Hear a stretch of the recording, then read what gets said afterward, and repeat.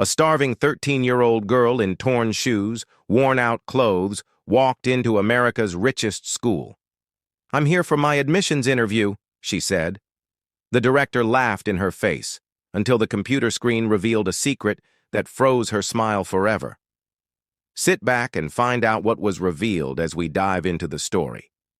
The autumn sun cast golden light across Whitmore Academy's pristine campus, where perfectly manicured lawns stretched between buildings that looked more like marble palaces than schools. At 13 years old, Amara had learned that there were two types of people in this world: those who belonged in places like these and those who served them lunch in the cafeteria. Today, for the first time in her life, Amara was about to cross that invisible line. Her sneakers, 2 sizes too big and held together with superglue, squeaked against the polished marble floor as she pushed through the heavy oak doors of the admissions building. The blast of expensive air freshener hit her like a wall, so different from the mildew smell of her apartment building where the landlord had stopped making repairs 3 years ago. The lobby was unlike anything Amara had ever seen. Marble columns stretched 20 feet high, supporting a ceiling decorated with what looked like real gold leaf. Crystal chandeliers, each probably worth more than her entire neighborhood, cast warm light over leather furniture that seemed too perfect to actually sit on. Everything smelled expensive: fresh flowers, polished wood, old money, privilege, belonging, things she'd never known. Amara clutched the worn manila envelope in her backpack, feeling the edge of the application inside. Her fingers were clean, but her nails were bitten down to the quick from stress. There hadn't been much to eat in the apartment for 5 days, and she was acutely aware of how her donated sweater hung loose on her thin frame. "May I help you?"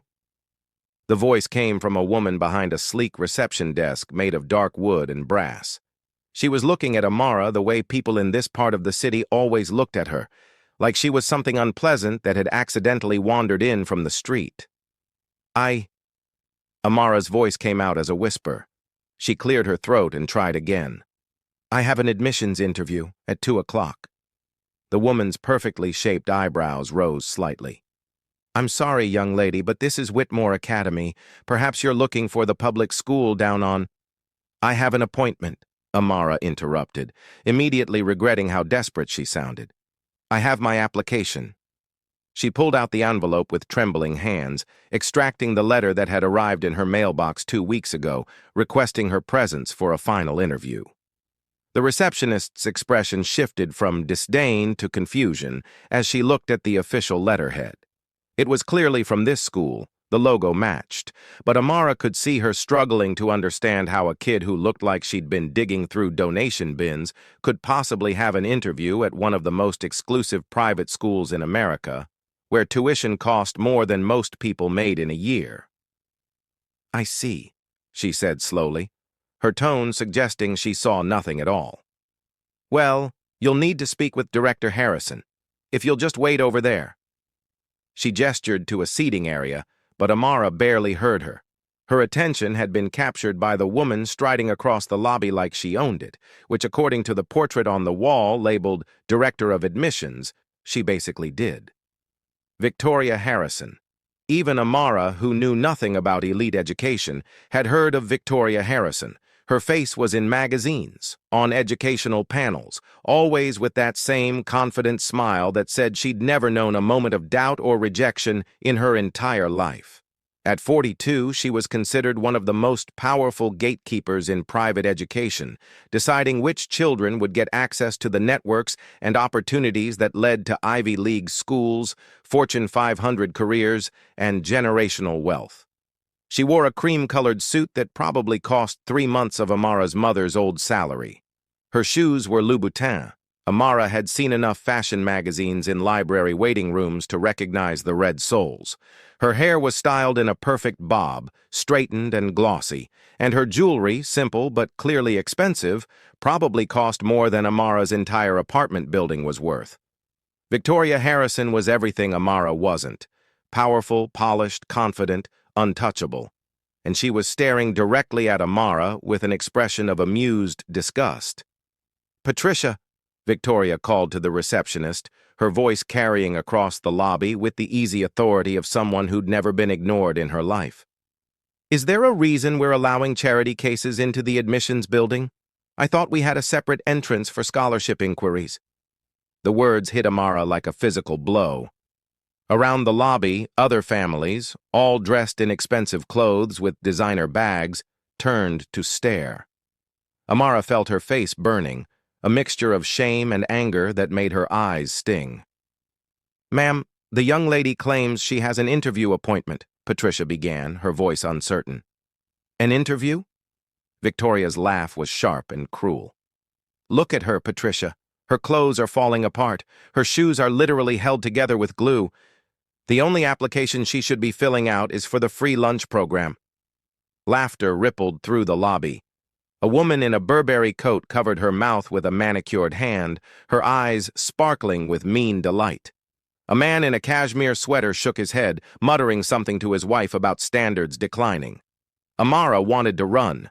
Every instinct screamed at her to turn around, push back through those oak doors, and never come back. She'd been stupid to think she could belong here, even for 5 minutes. She'd been stupid to think a letter in an envelope could change anything about who she was or where she came from. But then she thought about her mother. She thought about Mama Zainab, who'd worked in this very school's cafeteria for 15 years, serving food to children whose parents looked at her like she was invisible. She thought about how her mother would come home at 8 p.m., smelling like industrial cleaner and cafeteria grease, too tired to eat, but never too tired to help Amara with her homework. She thought about the last thing her mother had said to her before the cancer finally won. "Education is the one thing nobody can ever take from you, baby. Nobody." "I have an appointment," Amara said again, louder this time. Her voice shook, but she forced herself to step forward, to walk across that perfect marble floor toward Victoria Harrison's desk. "I received a letter requesting my presence for a final admissions interview." Victoria's expression shifted from amused to irritated. Clearly, she'd expected Amara to run away crying. The fact that this poor kid was actually approaching her seemed to offend her on a personal level. "Security!" Victoria called out, but held up a hand when 2 uniformed guards started moving toward them. A new expression crossed her face, one Amara couldn't quite read. It looked almost like curiosity, but not curiosity. Something more predatory, like a cat that had found a mouse and decided to play with it before the kill. "Actually, wait," Victoria said, a slow smile spreading across her face. "This could be educational, for everyone here." She leaned back in her leather chair, folding her hands on her desk. "Come here, girl.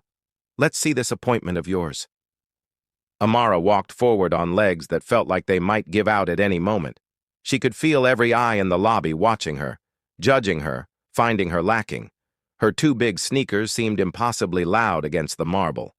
The envelope in her hand felt like it weighed 1,000 pounds. When she reached Victoria's desk, she had to look up to meet the director's eyes. Victoria was still smiling, but it wasn't a kind smile. It was the smile of someone who was about to enjoy themselves at someone else's expense. "Let me guess," Victoria said loudly enough for everyone in the lobby to hear. "You found this letter in the trash. Or maybe someone played a cruel joke on you, told you to come here so we could all have a good laugh. That's sad, really. Someone should have told you that Whitmore Academy doesn't accept students from—" She paused, looking Amara up and down with exaggerated scrutiny. "Your demographic." "My mother worked here," Amara said, her voice barely above a whisper. "In the cafeteria. Her name was Zainab Okonkwo. She told me to come if I ever got a letter." Victoria's fingers flew across her keyboard, her expression one of exaggerated patience, like a parent humoring a child's ridiculous story. "Zainab Okonkwo," she repeated mockingly. "Oh yes, I remember her. She was the one who always tried to give extra food to the scholarship students. We had to speak to her about that several times. Rules are rules." She typed more. "Well, let's see what we find, shall we? I'm sure this will be fascinating." The typing seemed to go on forever. Amara could hear her own heartbeat pounding in her ears. Around the lobby, people had stopped even pretending to mind their own business. They were all watching, waiting to see this poor kid get exposed as a fraud or a liar or whatever Victoria Harrison decided she was. Amara's hand went to her pocket, touching the only other thing she always carried, a small, worn photograph of her mother in her cafeteria uniform, smiling despite everything. Victoria's fingers stopped typing. Her eyes locked onto her screen, and for just a fraction of a second, Amara saw her confident expression flicker. It was barely noticeable, just a slight widening of the eyes, a tiny tightening around the mouth. But it was there. Then the professional mask slammed back into place, and Victoria's smile grew even wider, though it had taken on a strained quality. "Well, Victoria said, her voice dripping with false sweetness. "It appears there is an application in our system under Zainab Okonkwo's name. How about that?" She paused, her eyes returning to the screen. The smile began to falter. "And there's a note here about a—" She stopped mid-sentence. Her face went through a series of rapid changes, confusion, disbelief, shock, and something else. Something that looked almost like fear. "That's impossible," Victoria whispered, so quietly that only Amara could hear. "That's absolutely impossible." Victoria Harrison had seen many things in her 19 years as director of admissions at Whitmore Academy. She'd interviewed the children of presidents, celebrities, and billionaires. She'd watched families donate millions for a chance at admission. She'd witnessed the kind of wealth and privilege that most people couldn't even imagine, the kind that existed in a completely different reality from the world where normal people worried about rent and groceries. But she had never, not once in her entire career, seen anything like what was currently displayed on her screen. The file didn't make sense. It couldn't be real. It had to be a database error, some kind of glitch that would be corrected as soon as their IT department noticed it. Because there was absolutely no possible way that this skinny kid standing in front of her, this child who looked like she hadn't had a decent meal in weeks, could be connected to what the screen was showing. "There seems to be a technical issue," Victoria said carefully, her professional mask firmly in place despite the chaos in her mind. "The system is showing, well, it's clearly displaying incorrect information." "What does it say?" Amara asked, her voice small and uncertain. Victoria looked at the girl, really looked at her for the first time. The worn clothes weren't just old or out of style. They were literally falling apart, held together with visible repairs. The thinness wasn't a fashion choice. It was the result of not having enough food. The bitten nails, the hollow cheeks, the way she held herself like she was trying to take up as little space as possible. This was a child living in real poverty. And according to the screen in front of her, this child's mother had been making anonymous donations to Whitmore Academy for 15 years. Donations that totaled $52 million. "Patricia," Victoria called out, trying to keep her voice steady. "Can you come here for a moment, please?" The receptionist hurried over, her heels clicking against the marble. "Yes, Director Harrison?"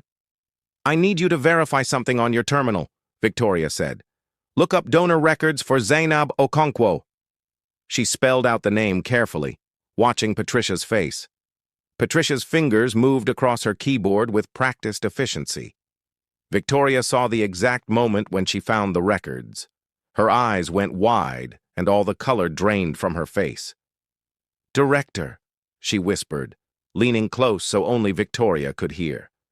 "The donations show $52,300,000, deposited in increments over 15 years. The last deposit was made 6 months ago, 1 week before—" She glanced at her screen again. 1 week before Ms. Okonkwo's death. Victoria felt something cold settle in her stomach. She looked at Amara again, seeing the worn photograph the girl was clutching, the way her eyes were filled with tears she was desperately trying to hold back. "The donations were all anonymous," Patricia continued softly, "routed through a trust.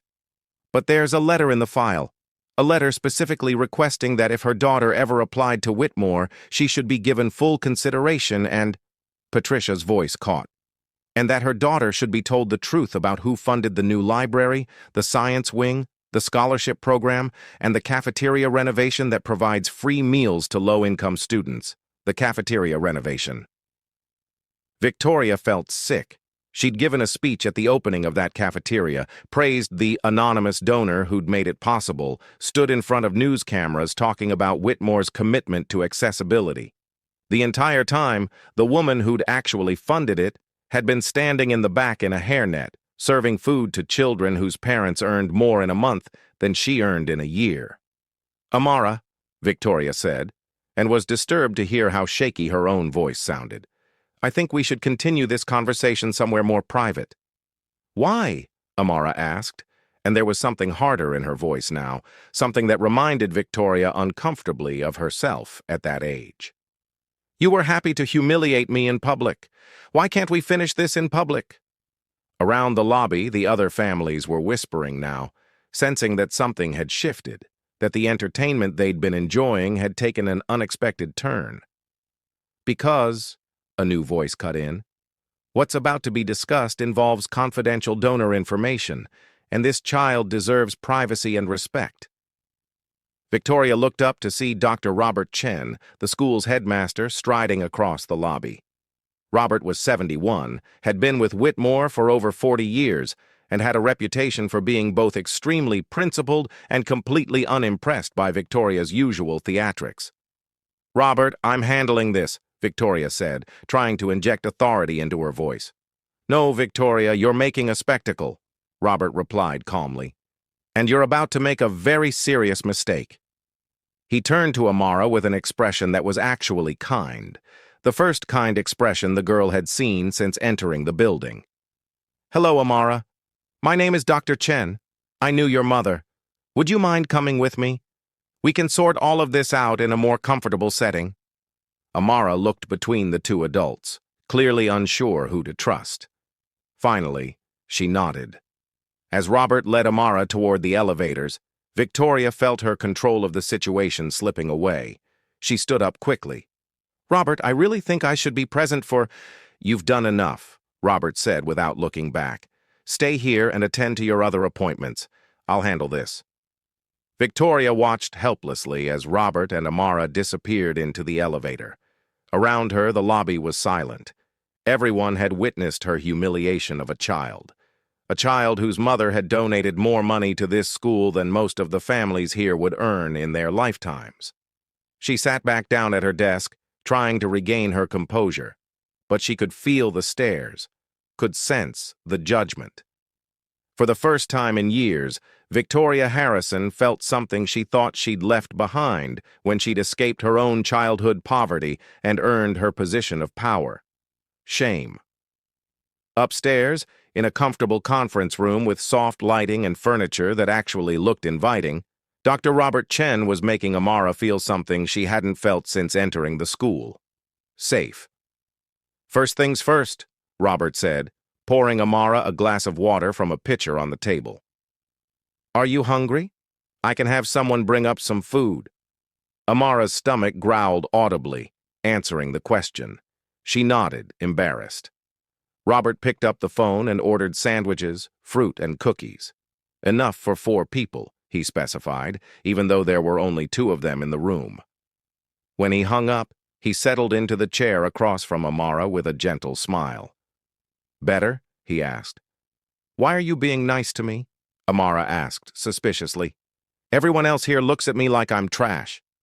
"Because unlike Director Harrison, I actually knew your mother," Robert said simply. "She was one of the finest people I've ever met in my 43 years at this school, and I owe her an apology." Amara looked confused. "An apology for what?" "For not protecting her from people like Victoria," Robert said quietly. "For not noticing what she was doing, how she was sacrificing. For treating her like she was invisible when she was, in fact, the most important person in this building." He pulled out a tablet and opened a file. "Your mother started working in our cafeteria 15 years ago. According to her employment records, she worked 40 hours a week here, then worked 2 additional jobs: night cleaning at an office building and weekend shifts at a laundromat. She did this for 15 years straight, never called in sick, never took a vacation." Amara nodded, tears starting to form. "She was always working, always tired."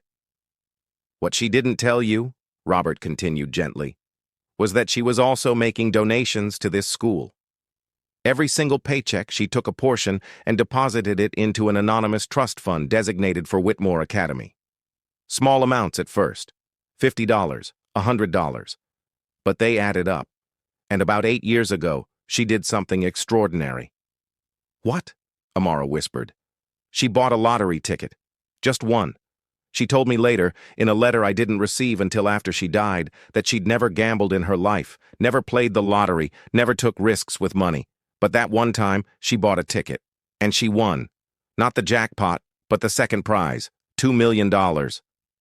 Amara's eyes went wide. $2 million? But we were always broke. We could barely pay rent. Because she didn't keep it, Robert said, his voice thick with emotion. She put every single penny into the trust fund, and then she kept working all 3 jobs, kept living in poverty, kept depositing portions of her paychecks, because she was investing in something she believed in more than her own comfort. "What?" Amara asked, though she was starting to understand.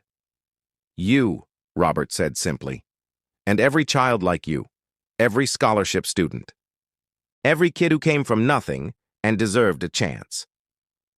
Your mother funded our entire scholarship program, the new library where students can access free tutoring, the science wing where underprivileged students can do research they'd never have access to otherwise, and most importantly, the cafeteria program that provides free breakfast and lunch to any student who needs it, no questions asked, no shame, no stigma." A knock at the door interrupted them. A young woman entered with a tray of food, set it down on the table, gave Amara a kind smile, and left.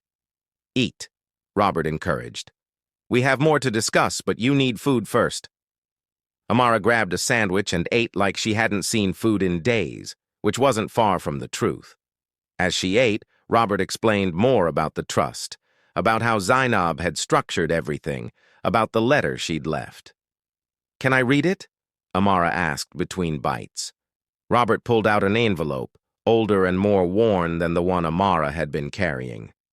"Your mother left 2 letters. One was for me, explaining everything and asking me to watch over you.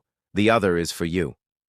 He handed her a sealed envelope with her name written in her mother's familiar handwriting. Amara's hands shook as she opened it. Inside was a letter written on cafeteria napkins, covered in her mother's careful script. "My dearest Amara," the letter began. "If you're reading this, it means I'm gone, and I'm so sorry I couldn't stay longer. I'm sorry for every birthday I'll miss, every graduation I won't see, every moment of your life I won't get to share. But I need you to know something important. I'm not sorry for the life I lived. People will look at what I did, working 3 jobs, being tired all the time, not being able to afford nice things, and they'll think I failed. They'll think I should have done something different, been someone different. But Amara, I was exactly who I needed to be. I was your mother, and that was the most important job I ever had. The money I gave to that school isn't charity, it's an investment. Investment in you and in every child who deserves a chance but won't get one because they were born to the wrong parents in the wrong neighborhood with the wrong bank account. You're going to walk into Whitmore Academy, and people are going to look at you like you don't belong. They're going to judge you for your clothes, your address, your free lunch status. And I need you to remember something. Those people are wrong. You belong anywhere you have the courage to stand. Your worth isn't determined by your wealth. Your value isn't measured by your zip code. I served food to rich kids for 15 years. I watched them waste more food in a day than we ate in a week. I watched their parents donate thousands of dollars and get their names on plaques, while I donated millions and stayed anonymous. And you know what I learned? Money doesn't make you better. It doesn't make you smarter or kinder or more deserving of respect. The world will treat you differently when they find out about the trust fund, about what I did. And you need to remember that the people who treat you well because you're connected to money are the same people who would have treated you badly if you weren't. Judge people by how they treat those who can do nothing for them. That's where you find real character. Be kind to people who work hard jobs. Remember that I was one of those people. Remember that every cafeteria worker, every janitor, every person in a uniform that society tells them makes them invisible, they all have dreams. They all have worth. They all matter. Study hard, work hard, build a good life, but most important, be happy. That's all I ever wanted for you, to be happy and to know that you are loved beyond measure, beyond time, beyond death itself. Forever your mother, Zainab Okonkwo. By the time Amara finished reading, she was sobbing. Robert handed her tissues without comment, giving her time to grieve, to process, to understand. My mama, Amara finally managed to say, bought my future by giving up hers. Your mother, Robert corrected gently, bought hundreds of futures. You just happened to be the one she loved most. There was a knock at the door. Robert's assistant poked her head in.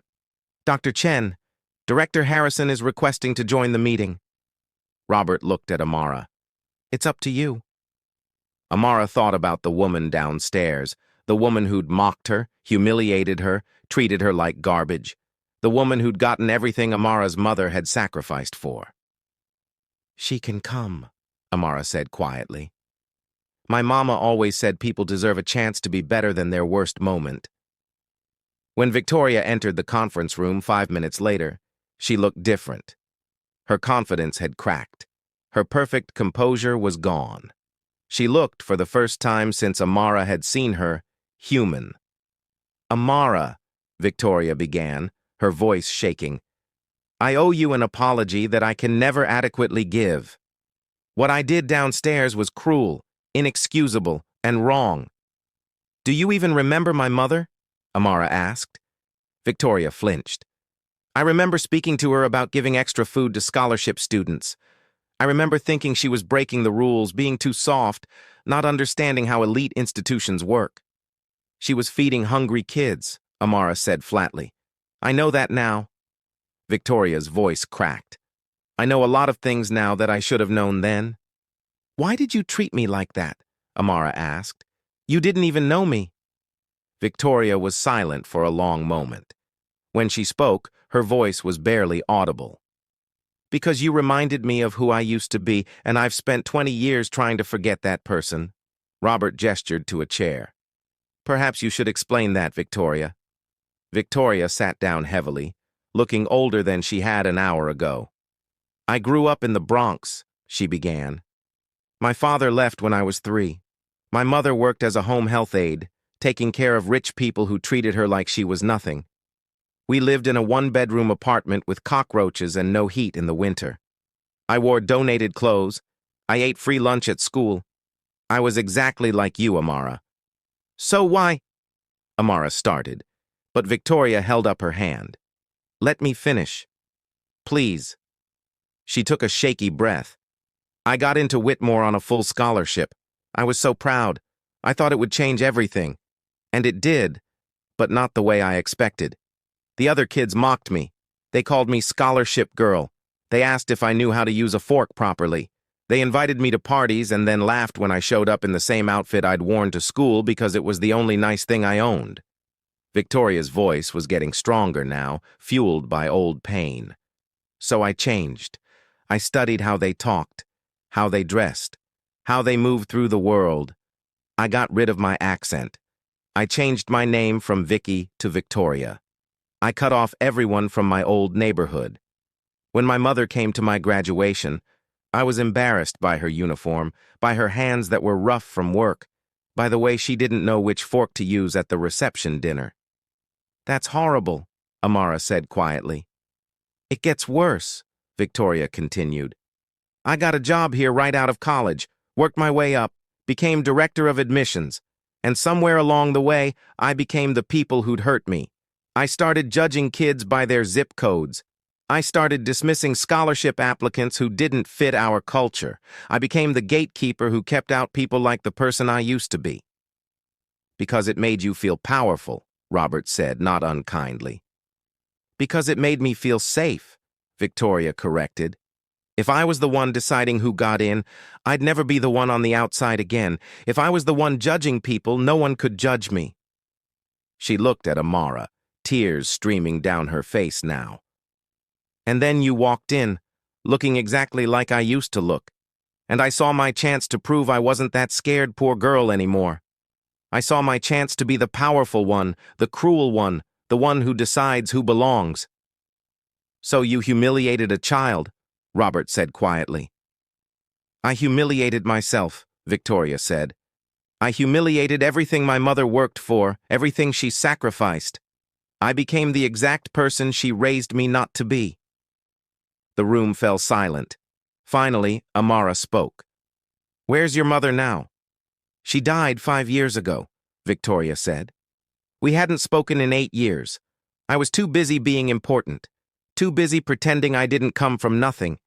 She died in the same apartment where I grew up, and I didn't even know she was sick until the hospital called to tell me she was gone.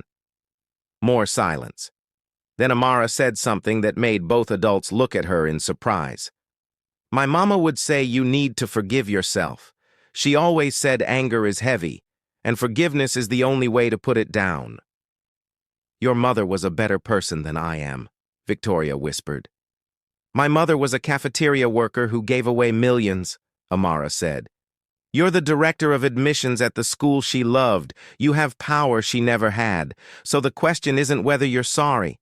The question is what you're going to do about it. Victoria looked at this 13-year-old girl, this child who should have been bitter and angry and vindictive, and felt something shift inside her chest, something that had been frozen for 20 years beginning to thaw. You're right, Victoria said. What do you want me to do? Amara thought for a moment, then pulled out the letter again, reading a specific passage. Mama wrote that I should judge people by how they treat those who can do nothing for them. So here's what I want. Treat the next kid who walks in looking like I did the way you should have treated me. And the one after that, and the one after that. I can do that, Victoria said. And one more thing, Amara added. There's a girl in my building, Keisha. She's brilliant, like actually brilliant. She taught herself calculus from YouTube videos. But she'll never apply here because she doesn't think she has a chance. I want you to find her. I want you to recruit her. And I want you to make sure she knows that someone believes in her. Consider it done, Victoria said. Robert was smiling now. Amara, you haven't even officially enrolled yet, and you're already changing this institution. Your mother would be so proud. Over the next 2 hours, they discussed logistics. Amara would start at Whitmore in the fall semester. She would have full access to everything the school offered, the library, the science labs, the arts programs, the college counseling. Her mother's trust fund would cover not just her education, but also housing for Amara and her grandmother, who would move from their apartment to a modest home near the campus. But the most important part of the conversation was about the future of her mother's legacy. The scholarship fund your mother created has helped 47 students so far, Robert explained. With the remaining endowment and careful investment, we can help hundreds more. I want it to be bigger, Amara said. I want it to help thousands. How? Robert asked. By telling people the truth, Amara said simply. By telling them that the woman who served them lunch, who they never looked at twice, who they probably don't even remember, was the most generous donor in this school's history. By putting her name on the buildings she funded. By making sure that every kid who walks through those doors knows that they don't have to be rich to matter, because Zainab Okonkwo proved that worth isn't measured in wealth. Robert and Victoria exchanged glances. That would require a complete rebranding of our facilities, Robert said slowly. The library, the science wing, the cafeteria, they all currently carry the names of prominent families who made much smaller donations. Then change them, Amara said with a steel in her voice that reminded them both of her mother. My mama was humble. She didn't want recognition. But I'm not my mama. I want everyone to know her name. I want her story told. And I want this school to remember that the most important person in its history wore a hairnet and served macaroni and cheese. The board will never approve it, Victoria said. But there was something in her voice that suggested she wanted them to try anyway. Then I'll talk to the board, Amara said. I'll tell them that if they want to keep my mother's money, they'll honor my mother's memory the way she deserves. Robert laughed, a sound of pure delight. You know what, Amara? I think you're going to fit in here just fine. Not because you'll become like them, but because you're going to change them. 2 months later, on a cold November morning, Whitmore Academy held a dedication ceremony. The attendance was mandatory for all students, faculty, and board members. News cameras were present. Educational journals had sent reporters. This was, after all, a historic moment for one of America's most prestigious institutions. Amara stood on the stage in the new auditorium, wearing a simple dress that Mrs. Patterson, a kind neighbor who'd helped raise her, had made. Her hair was braided in the style her mother used to do. In her hands, she held the photograph she always carried. Before her, in the audience, sat students from every economic background. The legacy kids whose parents were doctors and lawyers and hedge fund managers. The scholarship kids who rode the subway for an hour to get to school. The middle-class kids who were stretching every dollar to afford tuition. And in the front row, wearing her old cafeteria uniform as requested, sat Gloria Martinez, who'd worked alongside Zainab Okonkwo for 12 years. Victoria Harrison stood at the podium, looking out at the assembled crowd. She'd spent the last 2 months working harder than she'd ever worked in her life, convincing board members, rewriting policies, and fundamentally changing how Whitmore Academy thought about worth and value. Today, Victoria began, her voice steady and clear, we dedicate the Zainab Okonkwo Scholarship Library, the Zainab Okonkwo Science and Technology Wing, and the Zainab Okonkwo Community Cafeteria. These buildings represent more than physical spaces. They represent a promise that every child who walks through our doors will be judged not by their bank account, but by their character, their potential, and their determination. She paused, looking directly at Amara. 2 months ago, I failed that promise. I humiliated a child in our lobby because she didn't look like she belonged. I judged her by her clothes, her circumstances, her poverty. I was cruel and wrong and deserved to lose my position. A murmur went through the crowd. This wasn't the speech anyone had expected. But that child, Amara Okonkwo, showed me something I'd forgotten. She showed me grace. She showed me that being better isn't about where you come from, it's about where you're going and who you help along the way. Her mother, Zainab Okonkwo, worked in our cafeteria for 15 years. She served your children lunch. She wiped down tables, she mopped floors, and while she did all of that, she was building the future of this institution with donations that totaled $52 million. The murmur became a roar. People were standing, looking at each other in shock. In the front row, Gloria Martinez was openly weeping. $52 million, Victoria repeated, letting the number sink in. From a woman who made $15 an hour. From a woman who worked 3 jobs. From a woman who won the lottery and gave every penny away because she believed in something bigger than herself. She believed in education. She believed in opportunity. She believed that every child, regardless of their circumstances, deserved a chance. Victoria stepped back from the podium, gesturing to Amara. And now, her daughter would like to say a few words. Amara walked to the microphone, her hands shaking. She'd never spoken in front of this many people before. But she thought about her mother, about the courage it must have taken to walk into a bank and deposit her lottery winnings instead of using them to escape poverty. If her mother could do that, she could do this.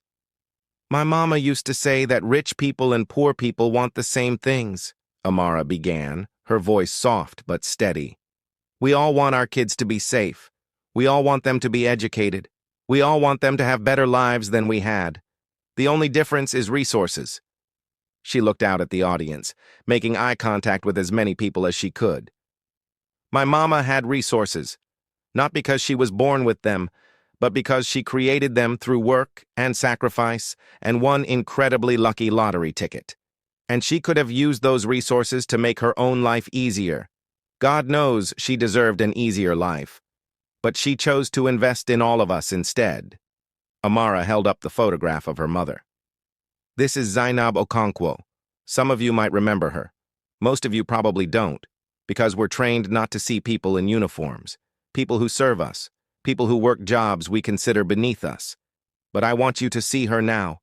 I want you to remember her, because she saw you.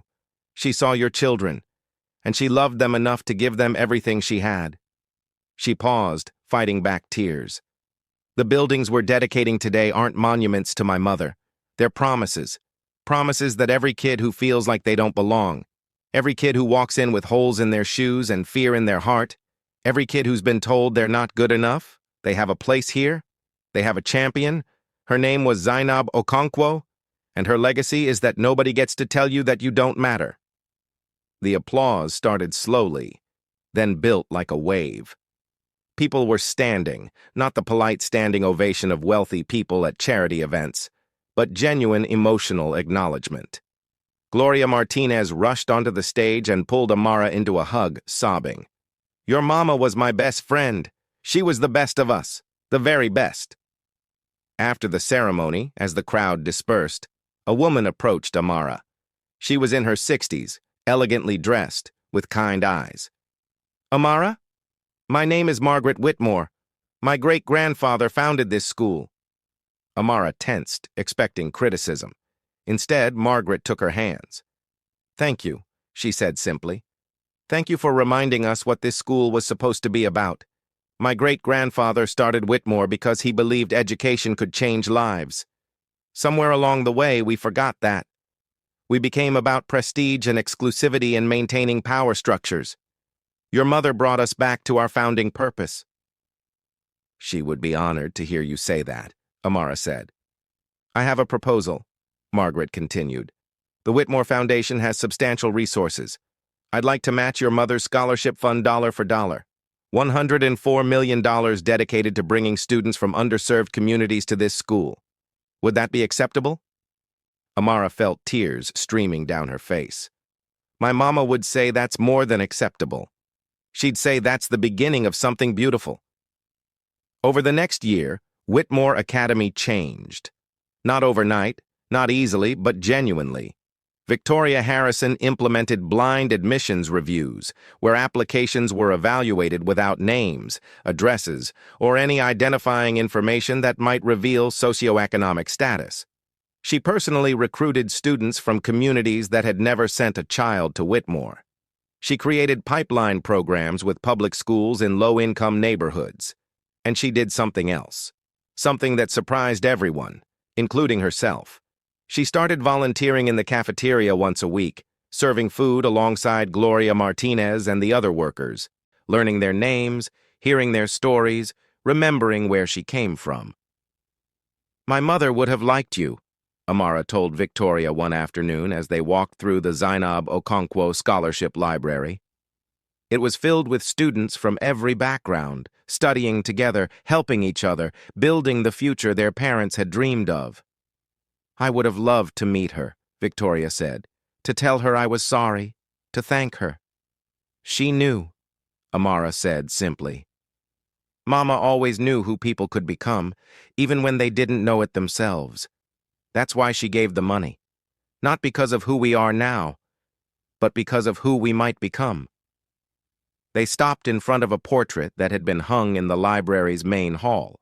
Zainab Okonkwo in her cafeteria uniform, smiling with quiet dignity. Beneath it, a plaque read, "She served with love. She gave with purpose. She changed everything." "Is it enough?" Victoria asked quietly. "Can this ever be enough to honor what she did?" Amara thought about her mother, about the life she'd lived, the sacrifices she'd made, the love she'd given. Mama didn't do this for monuments or plaques or buildings with her name on them. She did it so kids like me could have what she never had. A choice. The choice to be anything, to do anything, to matter. She turned to Victoria. "So the question isn't whether it's enough. The question is what we do with the choice she gave us. Do we use it to lift others up, or do we use it to pull the ladder up behind us?" "I think we both know the answer to that," Victoria said. 5 years later, Amara graduated from Whitmore Academy as valedictorian.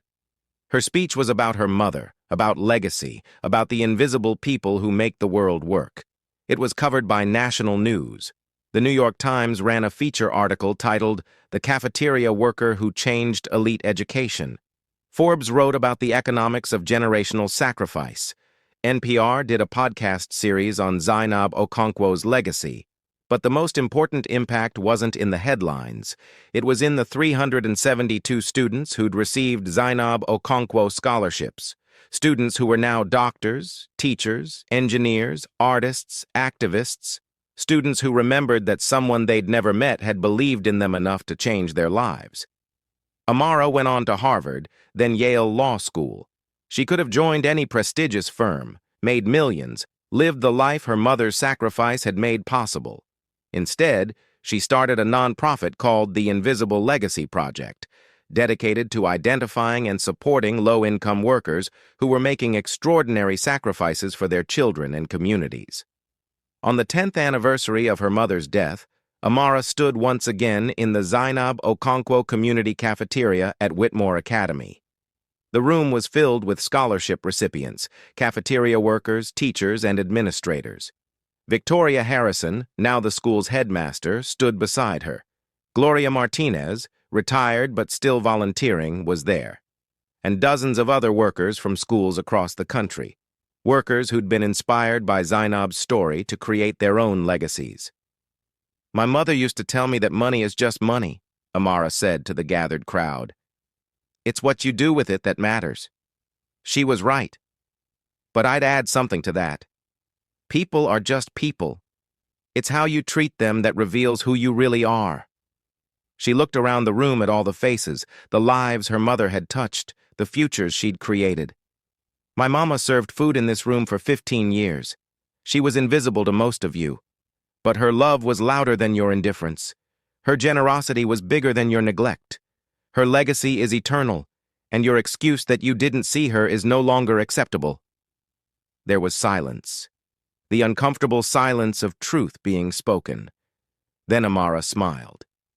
"But here's the beautiful thing. You see now. We all see now. And once you see, you can't unsee. Once you know that every person matters, that every worker has a story, that every sacrifice creates ripples that change the world, you have a choice. You can go back to being blind, or you can choose to see, to really see. My mother chose to see all of you. She chose to invest in your children's futures even though you never saw her. That's the kind of love that changes everything. That's the kind of legacy that lives forever.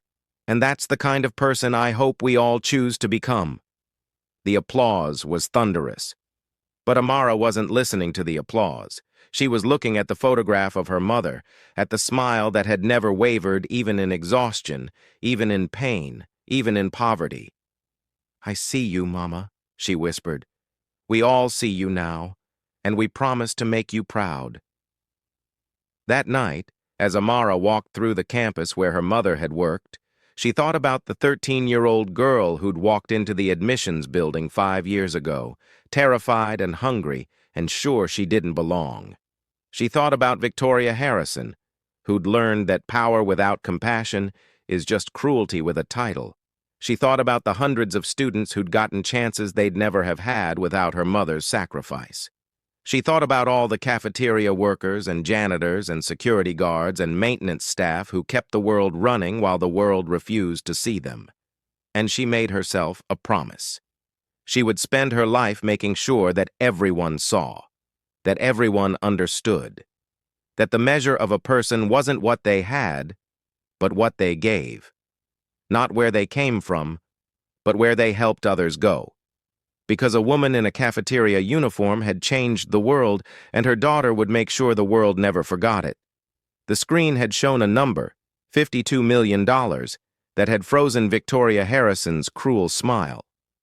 But it was what happened after, the transformation of a school, the redemption of a director, the elevation of invisible workers to honored heroes, that had changed everything. And that transformation was worth more than any amount of money could ever be. It was worth everything. My beautiful people, thank you for watching this emotional story. If it touched your heart, please like this video so more people can learn from it. And if you're new here, hit subscribe button and turn on the notification bell.